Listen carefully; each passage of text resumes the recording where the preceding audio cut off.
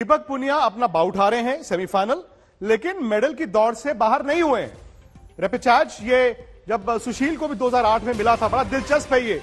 सुशील दरअसल हार गए और रेपेचेज ये इंट्रोड्यूस किया गया था तो सबने कहा जी सुशील बाहर हो गए, लेकिन अचानक से पता चला कि रेपेचेज क्या होता है। जो दो बॉक्सर फाइनल में जाते हैं अपने पूल में वो जिसको हराकर आए हैं वो आपस में खेलते हैं, और चूंकि दीपक पुनिया एक मैच पहले यानी कि सेमीफाइनल में हारे हैं तो उनको नीचे वाले जो जीतता आएगा एक मुकाबला खेलना होगा।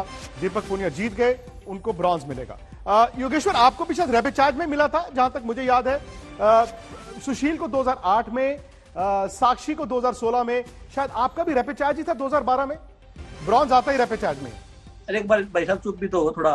2008 में सुशील रेपेचेज में ऐसे ही ब्रॉन्ज जीता था, रिपेचेज में 2012 में मैंने ऐसे जीता, 2016 में साक्षी मलिक भी ऐसे जीती। बिल्कुल, क्योंकि ब्रॉन्ज इसीलिए आया। हाँ, और उस टाइम पे 2008 और 12 में ये था कि उसी दिन फाइनल होती थी। अब अगले दिन होती है और ब्रॉन्ज के लिए अगले दिन होती है। पर 2012 में और 2008 में ये था कि उसी दिन मेरी 45 मिनट के अंदर 3 कुश्तियां हुई थी रिपेच राउंड के लिए। और फिर वो आपका वो फिटले है। हाँ, ऐसे ही था। पर अब यह कर दिया कि फाइनल और ब्रॉन्ज के लिए अगले दिन बाउट होगी। अब इनकी फाइनल और ब्रॉन्ज के लिए दीपक की, रवि की, दोनों की कल बाउट है। और उम्मीद करते हैं कि रवि का तो पक्का मेडल है, गोल्ड या सिल्वर, और हम चाहते हैं कि गोल्ड जीत के आए, और चाहते हैं कि ये दीपक भी ब्रॉन्ज लेके आए और अपना खुल के खेले, क्योंकि अगर दबाव में खेलेगा तो इतनी अच्छी परफॉर्मेंस नहीं दे पाएगा। और जहां तक मेरा मानना है कि इसकी बेलारूस के पहलवान के साथ कुश्ती होगी, वो पहलवान के साथ।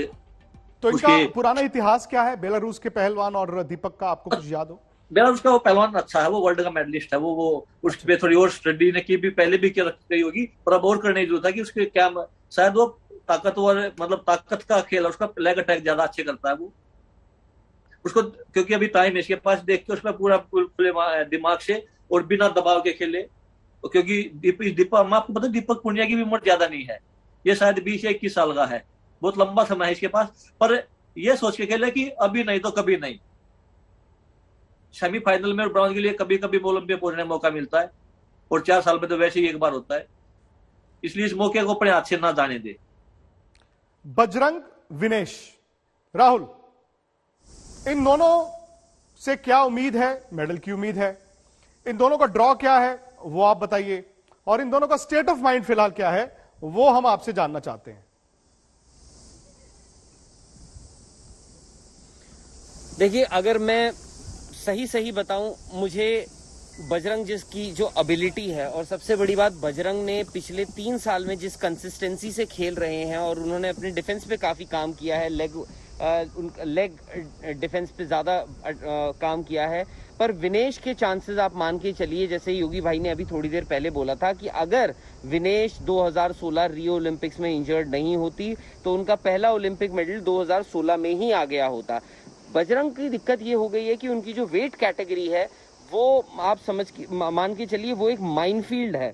उसमें आपके ढेर सारे वर्ल्ड चैंपियंस और ओलंपिक चैंपियंस भरे हुए हैं, तो बजरंग के लिए रास्ता जो है वो बहुत डिफिकल्ट होगा। पर बजरंग ने पिछले 3 साल में जो करा है, उन्होंने करीब 70-75 बाउट्स खेले हैं। इस बार ऐसा हुआ था कि जब वो इंजरी हो गई थी, उनको नी इंजरी हो गई थी, तो यहाँ पे तो सबको लगा।